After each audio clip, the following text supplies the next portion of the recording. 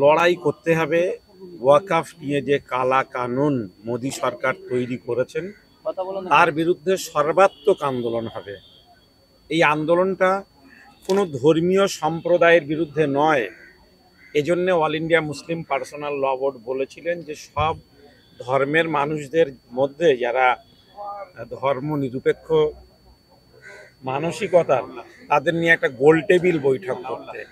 ল বোর্ডের নির্দেশ মেনেই আজকের কলকাতায় বাংলার বিভিন্ন ইন্টেলেকচুয়াল যারা বিভিন্ন ধর্মের বিভিন্ন বর্ণের মানুষদের নিয়েই আজকের এই সভা অনুষ্ঠিত হয়েছে। ল বোর্ড ইতিমধ্যে সিদ্ধান্ত নিয়েছেন যে আগামী 22শে এপ্রিল দিল্লির তালকোটরা স্টেডিয়ামে একটি মহা সমাবেশের মধ্য দিয়ে আনুষ্ঠানিক আন্দোলন শুরু হবে এবং আমরা বিভিন্ন রাজ্যের বড় বড় শহরগুলোতেও বড় বড় ঐতিহাসিক সমাবেশ হবে এবং সেই সমাবেশ কলকাতাতেও হবে। যাতে কলকাতার সমাবেশটা ব্রিগেডে করা যায় সেজন্য আমরা প্রশাসনের সঙ্গেও যেমন কথা বলছি, ফুরফুরা শরীফের পীর সাহেবদের সঙ্গে কথা বলছি, জামাতে ইসলামী হিন্দ, জমিয়তে ওলামায়ে হিন্দ, জমিয়তে আহলে হাদিস সহ ইমাম সাহেবদের সংগঠন যত সংগঠন আছে সবার সঙ্গে কথা হয়েছে। প্রাথমিক কথা সবাই সহমত পোষণ করেছেন। বিভিন্ন জেলায় বড় বড় সভা সমাবেশ হচ্ছে, কিন্তু আমরা এখান থেকে আবেদন রেখেছি সমস্ত সভা সমাবেশগুলো যেন শান্তিপূর্ণ আন্দোলন হয়। কেউ পুলিশের ব্যারিকেডকে ভাঙবেন না। পুলিশের ব্যারিকেড যদি আমাদের ভাঙতে হয় সেটা দিল্লিতে গিয়ে পার্লামেন্টের সামনে দাঁড়িয়ে যে ব্যারিকেড দেওয়া থাকবে আমরা সেই ব্যারিকেডটাই ভাঙব। তবে সেটা অল ইন্ডিয়া মুসলিম পার্সোনাল ল বোর্ডের নির্দেশ আসার পরে।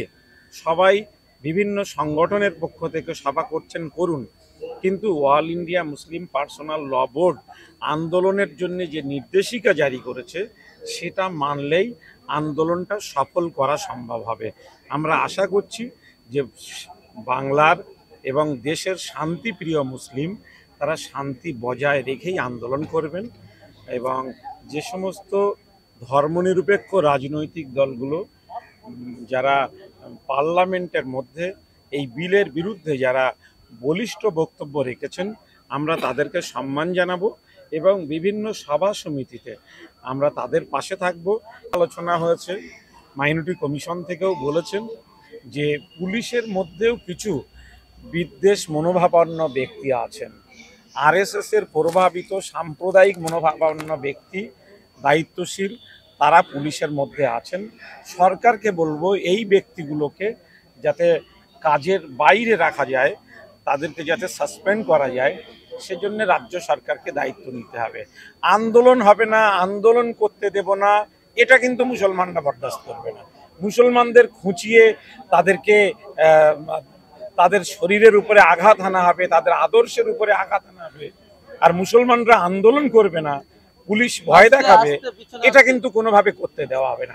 আন্দোলন হবে, কিন্তু আবার বলবো আন্দোলন হবে শান্তিপূর্ণ আন্দোলন।